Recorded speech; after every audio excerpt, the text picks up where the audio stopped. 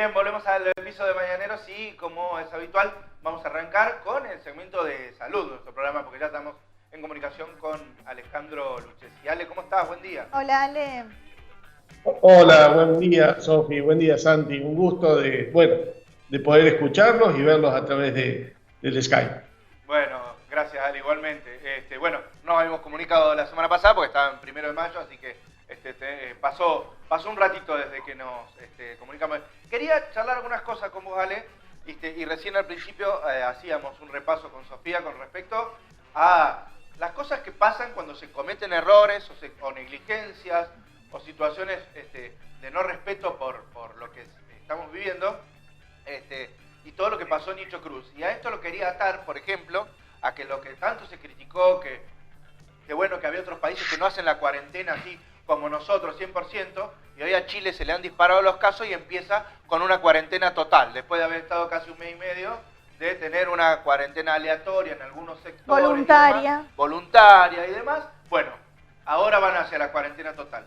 Y bueno, quería hacer un poco, charlar con vos de ese tema, que también debes estar al tanto de todo lo que sucedió en el sur de Punilla. Exactamente, Santi y Sofi. Miren, nosotros hemos tenido dos aciertos innegables, que fue el inicio precoz de la cuarentena general, la famosa primera cuarentena, cuando todavía no había muchos casos en nuestro país. Solamente había 3 que habían venido del exterior y estaban perfectamente detectados. Eso fue un gran paso. ¿Por qué? Porque permitió dominar la infección en forma inicial. Después, con el transcurrir de los días, al sostener esa cuarentena, no hemos tenido la primera consecuencia favorable, que es el disparo de casos nuevos y que podrían haber ocasionado un descontrol total por saturación de los sistemas públicos y privados de atención de las personas que se agravan por esta enfermedad. Después hemos pasado ya a la última etapa de la cuarentena, donde tenemos que ser muy inteligentes en la forma en que salimos de la misma a través del testeo. Y ahí viene lo que pasó en la población de Nicho Cruz, cuando se detectaron esos casos que no son pacientes enfermos, pero que sí son portadores. Sí. Y lo que se hizo pero muy oportunamente en el día de ayer y antes de ayer, cuando apenas se detectó, fue un testeo, voy a llamarle de una manera masivo. O sea, se realizó un testeo como persiguiendo, como haciendo una trazabilidad de las personas que habían estado en contacto con los 3 casos índice que se habían presentado, que no casos en sí mismos, pero sí con testeos positivos. Habían estado en contacto con personal no médico del hospital italiano, y eso fue lo que inicialmente distribuyó, como quien dice, en esa población, por una acción sanitariamente poco comprensible, que es justamente festejar un cumpleaños con muchas personas habiendo sido de alta con testeos positivos. O sea, realmente eso fue el error. La multiplicación que allí hubo y que se difundió, se obligaron a hacer aproximadamente 50 testes, de los cuales aún estamos aguardando los resultados. Pero ¿qué es lo importante de esto? De esos testeos en personas sanas, presuntamente portadoras del virus, van a ocasionar, si solamente se testea un 60% de esas personas presuntamente contagiadas, asintomáticas, o sea, sin enfermedad, sí. Permite eso controlar perfectamente la diseminación de esta enfermedad. Sí. Y viene bien decirlo que cuarentenar, como quien dice, obligatoriamente y cercar en la ciudad de Nicho Cruz es otra de las medidas de contención efectiva. Una desde adentro, que es el testeo ampliado de los contactos presuntos, y otra desde afuera, que es ejecutar, como quien dice, ese cerco de que nadie puede entrar y salir de la población hasta tanto se den los resultados de estos testeos internos. Entonces, viendo eso, también podemos decir que es una prueba. Miren cómo lo podemos llegar a convertir en algo favorable. ¿Por qué? Porque de alguna manera vamos a tener que salir de la cuarentena. Y de alguna manera el país tiene que seguir su camino productivo, porque las personas necesitan retomar su trabajo, necesitan inclusive no enfermarse de otras enfermedades. Necesitamos, obviamente, y hacer una persistencia en estas medidas educativas, sanitarias, como por ejemplo el lavado de manos, la utilización de la máscara facial, la utilización de barbijo y el respeto de la distancia social, haciendo una cola, evitando aglomeraciones, evitando, por ejemplo, una sala de cine, evitando un cumpleaños. Eso, si logramos construir y sostener algo que realmente tengo que admitir que ha cambiado favorablemente, podríamos tener digamos, un retorno a las actividades productivas normales de una manera amable, siguiendo con alguna curva ascendente de con personas detectadas con coronavirus, pero no con la capacidad o posibilidad de lo que le está pasando a Chile hoy, Claro. donde, por ejemplo, recuarentenar a todo el mundo, si no es ultra cuarentena, ya de nada sirvió lo que hiciste anteriormente. Claro.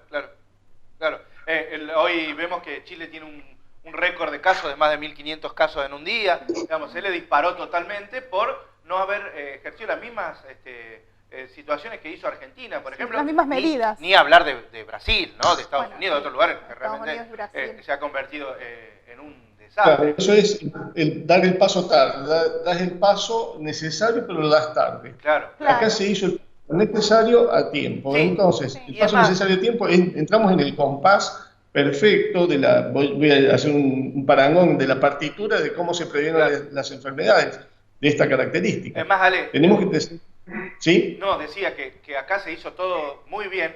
Lo que sí hubo son, digamos, lo que terminó del Nicho Cruz fueron algunos errores puntuales, digamos, ¿no?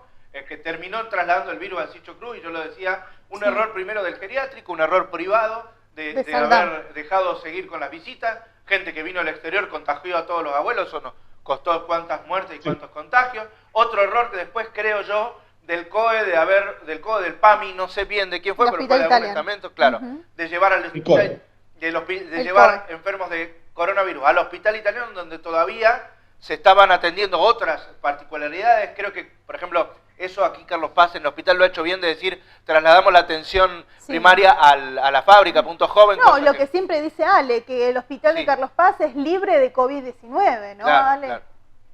Exactamente, por ejemplo, en el hospital hemos quedado 2 pediatras en el cuerpo físico del hospital, y los demás consultorios han sido trasladados a lo que era la textil, o sea, la fábrica, que ahora se llama así. Se han montado consultorios externos de rápida consulta. Inclusive hay un espacio intermedio que es el consultorio de febril agudo, donde está todo armado. Eso es un contenedor que trajo el COE provincial, para que si hay casos, digamos, sospechosos, puedan instrumentarse, como quien dice, la derivación al centro epidemiológico que nuclea Punilla, que es el Hospital Domingo Funes. Claro. Eso es muy positivo. Después, otra cosa que podríamos evaluar como poco o mal informada fue lo que sucedió en el Hotel Panorama durante el fin de semana pasado, que realmente eso expone, como quien dice, Carlos Paz superó las pruebas positivamente con respecto a la cuarentena dura, digamos. El núcleo duro de la cuarentena lo superó muy bien nuestra ciudad, porque tuvimos nada más que 5 casos, de los cuales 3 ya están totalmente recuperados y 2 no presentan síntomas. O sea, falta, como quien dice, la evolución cronológica de la viremia para que realmente sanen. Y bueno, pasó esto, que trajimos personas que, si bien son actividades de la salud, pero es que están cuarentenadas en Carlos Paz, un poquito ahí falló, como quien dice, el sistema de comunicación. Eso tenemos que haber sido informados los ciudadanos previamente, porque epidemiológicamente uno interpreta que está haciendo bien las cosas, uno apoya la buena medida, pero también tiene que corregir cuando la medida esta puede conspirar en la fortaleza social que debemos tener. ¿no? Claro, sobre todo es bueno mantenerla. Sí, sobre todo para no quebrar la confianza en los organismos que toman decisiones también, Ale, ¿no? Porque esto también es muy importante. Sí, afectó la gobernabilidad. Exactamente. Si yo estoy obligando, por ejemplo, a una persona ya a no ir a trabajar, poniendo, como quien dice, en la condición, llevándola muy al margen extremo de la subsistencia, porque hay personas que realmente no tienen ingreso alguno, familias enteras que no tienen ingreso alguno, o que ambientalmente es muy difícil manejar personas que son numerosas en una casa chiquita, y bueno, yo estoy obligando a permanecer adentro. Claro. Realmente tengo que responder con un respaldo general de comunicación que me permita a mí. Bueno, esto va a ser una medida puntual, se va a cuidar, vamos a tener que operar con un cordón sanitario, un corredor sanitario también para este hotel, y de esa manera la población hasta lo hubiera apoyado. Yo veo que hubo un rechazo y una baja de guardia, digamos así. Pero bueno, vamos a tratar de superarlo, y de hecho no ha pasado nada, gracias a Dios. En eso nosotros desde nuestro lugar hemos tratado de colaborar, de explicar de la mejor manera posible desde los medios cómo venía toda la situación, ¿no? Porque bueno, era nuestra obligación. Ale, no me quiero despedir de vos sin pedirte una pequeña o reflexión o que opines al respecto. Esta semana se dieron dos noticias que son importantísimas para Argentina y con respecto al tema coronavirus. Una provino de Buenos Aires, que es que Argentina va a lograr hacer los kits serológicos, o sea, los test de coronavirus que se van a empezar a hacer en Argentina son argentinos, van a empezar a ser argentinos cuando se haga la producción en masa, con lo cual esto significa no solo un orgullo, me imagino, para los investigadores, sino también un ahorro de dinero hacia el exterior para Argentina, importantísimo. Y el otro es lo que se anunció ayer en Córdoba con respecto, Sofía, a los cordobeses, a los científicos cordobeses. Científicos cordobeses que lograron algunas, le llaman terapia de rescate de los enfermos de coronavirus. Digo, mostrando las claras de la capacidad de los médicos argentinos, ¿no? Por eso lo quería charlar con vos.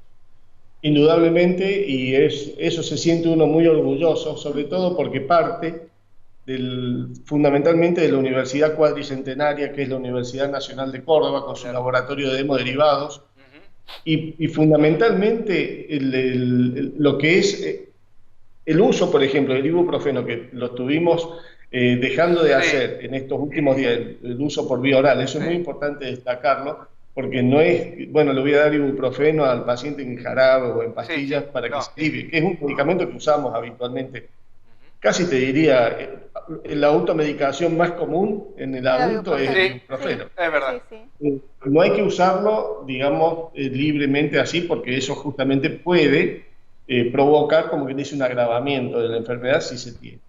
Lo que se detectó es que el mismo mecanismo farmacológico de acción del ibuprofeno puesto a nivel micronebulizado en el espacio alveolar, o sea, en el pulmón íntimo, en el pulmón más microscópico, puesto ahí con una alta concentración salina, justamente por el efecto inhibidor de las prostaglandinas, que son una sustancia que fabrica el organismo para modular la respuesta inmune, disminuía grandemente entonces hacía que el virus termine de ciclar sin provocar tanto daño. Todavía farmacológicamente no está demostrado todos los pasos de investigación que debe cumplir esta medicación, por consiguiente hay que tomarlo todavía con pinzas, porque no se puede difundir masivamente. No se puede empezar a hacer así masivamente, Exactamente, pero faltan nada más que pasos investigativos, como lo tuvieron todos los medicamentos y vacunas que usamos en la actualidad, todos cumplieron estos pasos. Este lo está cumpliendo, no podemos acelerar el tiempo, lamentablemente. Por otro lado, tenemos la cuestión de los kits. Si uno pone en un platillo de la balanza lo que cueste económicamente la cuarentena, esto es muy, muy superior a lo que cuesta aún importar los kits a grande precio. Nosotros logramos fabricar en Argentina los kits del PCR, que es una reacción en cadena de la polimerasa, que es detectar precisamente el nombre y el apellido del virus que está atacando. Nosotros hemos de lograr, si logramos replicar esos pequeños kits de investigación, hacer justamente lo que dije al principio de la nota, que es el testeo de casos resurgentes, como por ejemplo el de Ichocus. Eso nos permite contar con miles de kits, por así decirlo, en el momento preciso en que surjan los brotes estos de sospecha de que se va a diseminar la enfermedad. O sea que son dos muy buenas noticias. En general tengo una tercera buena noticia que dar, que es la enfermedad, en definitiva, va a tener va a tener su ciclo, como todas las enfermedades infecciosas. Esto no es una enfermedad infecciosa, si bien no la conocemos del todo, pero no escapa a la normalidad, a la regla de las enfermedades virales infecciosas transmitidas por vía aérea. Tuvimos muchos aciertos en Argentina, como el inicio precoz de la cuarentena, aciertos naturales, como por ejemplo, demográficamente Argentina no tiene grandes hacinamientos urbanos, Claro. excepto la provincia de Buenos Aires y por ahí la ciudad autónoma de Buenos Aires. Y en tercer lugar, tuvimos la suerte natural de que nos agarró la cola, digamos, de una época cálida. Entonces las personas podían estar más distanciadas entre sí. Bien. Quiero hacer un pequeño agregado, Santi, si me permite, Sofi. Sí. Que los médicos, fundamentalmente los pediatras, tenemos que estar atentos porque lo que sí vamos a tener que atender con mucha especialidad es las enfermedades prevalentes de esta época del año, que son fundamentalmente las enfermedades respiratorias agudas de los niños pequeños, o sea, las bronquiolitis. Y ante eso los síntomas iniciales pueden ser los mismos. Por consiguiente, tenemos que estar con una especial atención en nuestra protección y especial atención en la protección del niño. Bien. Y en la detección precoz de su dificultad respiratoria. Así es. Bien. Ale, muchísimas gracias. Como siempre, muy interesante la charla. Gracias, Ale. Bueno, no, gracias a ustedes y bueno, a vuestra disposición y esperemos que esto siga dando estos buenos resultados. Bien, muchísimas gracias. Eso esperemos. Así estábamos charlando con nuestros columnistas de salud, en este caso con Alejandro Lucchesi y Sofi. Muy bien, vamos a seguir con más columnistas, Sí, en un ratito. Porque después tenemos Bur, Luis Torto, lo tenemos las comunicaciones exterior, bueno, y todo lo que habíamos dicho de humor, música y magia. Hoy estamos como una especie de varieté. Tenemos un varieté. Sí, ahí está. Le podríamos agregar. Sí. Ahora que hablamos con Pico, que nos agreguen la canción. No, ya eso no. Para vos ponete las plumas. Sí, hablamos con los chicos de Dinamita. Animo, sí. Ya que vamos a hablar con Adrián Gómez, que hizo temporada con Dinamita. Ahí está. O como que te pongan las plumas. Cocodrilo, ¿te acordás como Mauri Gurini que vino acá y se ponía las plumas y todo? Qué linda obra Cocodrilo. Ahora te imaginas yo andando en tacos. No, divino, ¿sabes qué? Sí. Bullying por siempre. Bueno, vamos a la pausa, Sofi. Vamos a la pausa que tenemos más información, Hola a todos, soy el Mago Matos.